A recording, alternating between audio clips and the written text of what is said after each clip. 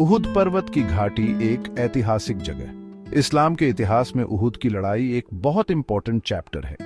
यह लड़ाई मदीना के पास उहुद पर्वत की घाटी में लड़ी गई थी। इस्लामी कैलेंडर के अनुसार यह घटना 3 शव्वाल 3H को हुई थी। इस युद्ध में पैगंबर मोहम्मद PBUH के नेतृत्व में मुस्लिम सेना ने मक्का के कुरैश कबीले के हमलावरों का सामना किया। यह जगह आज भी इतिहास और आस्था का प्रतीक है। यह घाटी एक ऐसी लड़ाई की गवाह बनी जिसने इस्लाम का भविष्य बदल दिया। यह सिर्फ एक जगह नहीं बल्कि त्याग, बलिदान और सीख का प्रतीक है। यहाँ बहादुरी और शहादत की कहानियां सदियों से सुनाई जाती हैं। इस जगह पर आने वाला हर व्यक्ति उन वीरों को याद करता है जिन्होंने अपने धर्म की रक्षा के लिए अपनी जान दे दी। उहुद की लड़ाई सिर्फ 2 सेनाओं की लड़ाई नहीं थी, बल्कि 2 विचारों की टक्कर थी। एक तरफ सच्चाई और अच्छाई का रास्ता था जिसका नेतृत्व पैगंबर मोहम्मद PBUH कर रहे थे। दूसरी तरफ बुराई और जुल्म की ताकतें थीं जिन्हें कुरैश कबीला बढ़ावा दे रहा था। इस घाटी ने देखा कि कैसे सच्चाई की रक्षा के लिए कितना बड़ा बलिदान देना पड़ता है। ये लड़ाई हमें यह भी याद दिलाती है कि इतिहास में हर घटना का एक मतलब होता है। उहुद की लड़ाई से हमें सीख मिलती है कि एकता, अनुशासन और अच्छे नेतृत्व का कितना महत्व है। यह हमें यह भी बताती है कि मुश्किल समय में धैर्य और हिम्मत कैसे दिखानी चाहिए। बदला लेने की आग बद्र से उहुद तक। उहुद की लड़ाई का एक बड़ा कारण था बद्र की लड़ाई, जो 1 साल पहले हुई थी। बद्र की लड़ाई में मुसलमानों ने कुरैश कबीले को हराया था। कुरैशियों के कई सरदार मारे गए थे और उन्हें बहुत नुकसान हुआ था। इस हार ने कुरैशियों के दिलों में बदला लेने की आग जला दी थी। बद्र की हार ने कुरैशियों को बहुत शर्मिंदा किया था। वे मक्का के सबसे ताकतवर कबीले थे और उन्हें मुसलमानों से ऐसी हार बर्दाश्त नहीं थी। उन्हें और ज्यादा गुस्सा आया जब उन्होंने देखा कि मुसलमान और ताकतवर होते जा रहे हैं। बद्र के बाद मदीना में मुसलमानों का दबदबा बढ़ रहा था और कई लोग इस्लाम अपना रहे थे। कुरैशियों को डर था कि अगर उन्होंने जल्दी ही मुसलमानों को नहीं दबाया तो उनका दबदबा और बढ़ जाएगा। वे अपना खोया हुआ मान सम्मान वापस पाना चाहते थे और मुसलमानों को सबक सिखाना चाहते थे। इसीलिए उन्होंने उहुद में मुसलमानों पर हमला करने का प्लान बनाया। अबू सुफियान, जो कुरैश कबीले का मुखिया था, अपनी पत्नी हिंद के साथ बदला लेने के लिए तैयार था।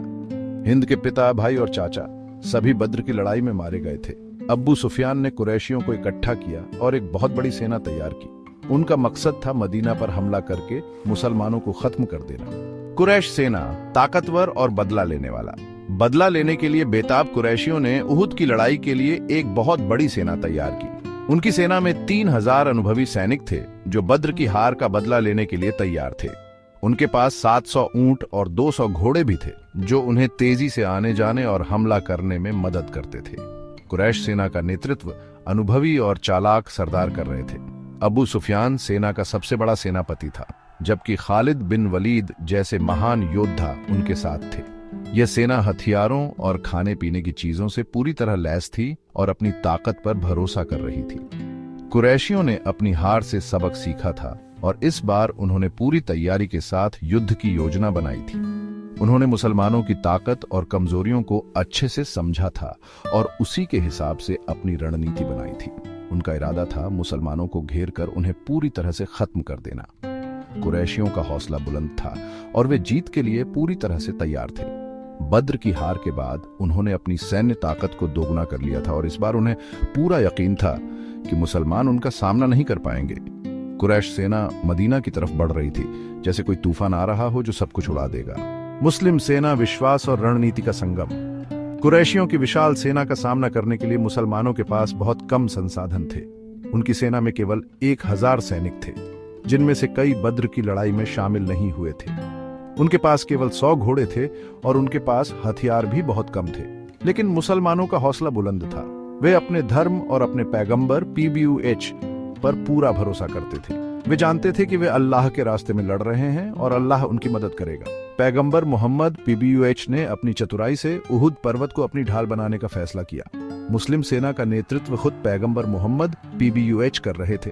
उनके साथ हजरत अली RA, हजरत हमजा RA और हजरत अबू बकर RA जैसे महान योद्धा भी थे। पैगंबर PBUH ने अपनी योजना के तहत 50 तीरंदाजों को उहुद पर्वत पर तैनात किया था, जिन्हें साफ निर्देश दिए गए थे कि वे अपनी जगह किसी भी हालत में न छोड़ें। मुसलमानों की ताकत उनकी एकता, अनुशासन और मजबूत विश्वास में थी। वे जानते थे कि वे संख्या में कम हैं, लेकिन वे अपने धर्म और अपने पैगंबर PBUH के लिए मरने तक लड़ने को तैयार थे।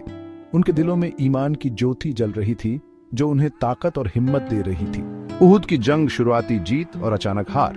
उहुद की लड़ाई बहुत भयानक और खूनी थी। दोनों तरफ के सैनिक बहादुरी से लड़े, लेकिन शुरुआत में मुसलमान जीत रहे थे। हजरत अली आरे, हजरत हमजा आरे और अन्य मुस्लिम योद्धाओं ने कुरैशियों पर बहुत वार किए और उन्हें बहुत नुकसान पहुंचाया। मुसलमानों की शुरुआती जीत का कारण उनकी योजना और उनका मजबूत विश्वास था।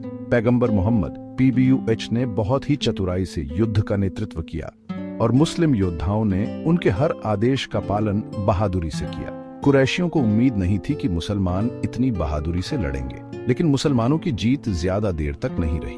पैगंबर PBUH ने तीरंदाजों को सख्त हिदायत दी थी कि वे अपनी जगह किसी भी हालत में न छोड़ें, लेकिन लालच और लापरवाही के कारण कुछ तीरंदाज अपनी जगह छोड़कर युद्ध के मैदान में लूट के माल के लिए चले गए। यह मुसलमानों के लिए बहुत बुरा साबित हुआ। कुरैशियों के अनुभवी योद्धा खालिद बिन वलीद ने इस मौके का फायदा उठाया और मुसलमानों पर पीछे से हमला कर दिया। मुस्लिम सेना अचानक से दो तरफ से घिर गई और उनका हौसला टूट गया। तीरंदाजों की भूल जीत से हार तक। तीरंदाजों की एक छोटी सी गलती ने उहुद की लड़ाई का पूरा नक्शा बदल दिया। ज्यादातर तीरंदाज लालच में आकर अपने कमांडर के आदेश भूल गए और युद्ध के मैदान में लूट के माल के लिए चले गए। उन्होंने सोचा कि हम जीत ही गए हैं और अब लूट का समय आ गया है। यह उनकी सबसे बड़ी भूल थी। खालिद बिन वलीद, जो कुरैशियों के सबसे चालाक सेनापति थे, ने यह गलती देख ली और अपनी सेना को मुस्लिम तीरंदाजों की खाली जगह पर कब्जा करने का आदेश दिया। पहाड़ी से नीचे उतरते हुए खालिद बिन वलीद की सेना ने मुस्लिम सेना पर पीछे से हमला कर दिया। मुसलमान इस अचानक हमले के लिए तैयार नहीं थे और उनके बीच भगदड़ मच गई। यह देखकर कुरैशियों का हौसला बढ़ गया और उन्होंने फिर से हमला कर दिया। मुस्लिम सेना, जो अब तक जीतने वाली थी, अचानक से हारने लगी। तीरंदाजों की यह एक गलती पूरे युद्ध के नतीजे पर भारी पड़ी और मुसलमानों को बहुत बड़ा नुकसान उठाना पड़ा। उहुद के बाद सबक और सीख। उहुद की लड़ाई मुसलमानों के लिए एक बहुत मुश्किल इम्तिहान था। इस लड़ाई में मुसलमानों को बहुत नुकसान हुआ। हजरत हमजा RA समेत कई महान मुस्लिम योद्धा शहीद हो गए। खुद पैगंबर मोहम्मद PBUH भी घायल हो गए थे। लेकिन उहुद की लड़ाई ने मुसलमानों को कुछ जरूरी सबक भी सिखाए। इस लड़ाई ने उन्हें दिखाया कि युद्ध के मैदान में अनुशासन और आज्ञाकारिता कितनी जरूरी होती है। अगर तीरंदाज अपनी जगह नहीं छोड़ते तो शायद नतीजा कुछ और होता। उहुद ने मुसलमानों को यह भी सिखाया कि जीत और हार अल्लाह के हाथ में है। इंसान को सिर्फ अपनी कोशिश करनी चाहिए, नतीजे की चिंता नहीं करनी चाहिए।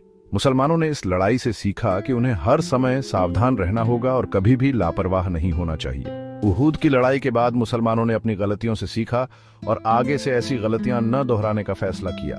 उन्होंने अपनी एकता और अनुशासन को और मजबूत किया और आगे आने वाली चुनौतियों का सामना करने के लिए खुद को तैयार किया। माउंट उहुद आस्था और इतिहास का संगम। आज उहुद पर्वत मुसलमानों के लिए एक पवित्र स्थान है। यह उन शहीदों की याद दिलाता है जिन्होंने इस्लाम की रक्षा के लिए अपनी जान दे दी। हजरत हमजा RA की कब्र भी यही है, जो मुसलमानों के लिए श्रद्धा का केंद्र है।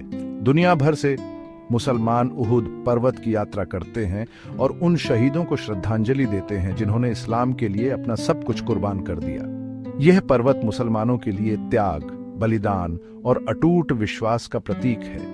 उहुद पर्वत सिर्फ मुसलमानों के लिए ही नहीं बल्कि इतिहास के स्टूडेंट्स और टूरिस्ट्स के लिए भी बहुत खास है। यह पर्वत उस ऐतिहासिक लड़ाई की याद दिलाता है जिसने इस इलाके के इतिहास को बदल दिया। यहाँ आने वाले लोग उस समय में वापस चले जाते हैं जब इस्लाम की शुरुआत हुई थी और मुसलमानों को कई चुनौतियों का सामना करना पड़ रहा था। उहुद पर्वत की खूबसूरती भी देखने लायक है। ऊंची चोटियां, हरी भरी घाटियां और शांत वातावरण। उहुद पर्वत सबको मंत्रमुग्ध कर देता है। यह जगह हमें याद दिलाती है कि प्रकृति की गोद में इतिहास और आस्था का कितना सुंदर मिलन हो सकता है। उहुद का संदेश अनुशासन और नेतृत्व का महत्व। उहुद की लड़ाई हमें कई जरूरी सबक सिखाती है। यह लड़ाई हमें बताती है कि अनुशासन और नेतृत्व का पालन कितना जरूरी होता है। अगर मुस्लिम तीरंदाज अपने नेता के आदेश मानते तो शायद उहुद की लड़ाई का नतीजा कुछ और होता। यह लड़ाई हमें यह भी सिखाती है कि हमें कभी भी लालच और लापरवाही में नहीं फंसना चाहिए। लालच और लापरवाही ही मुसलमानों की हार का कारण बनी। अगर वे धैर्य से काम लेते और अपने नेता की बात मानते तो वे जरूर जीत जाते। उहुद का संदेश आज भी उतना ही जरूरी है जितना उस समय था।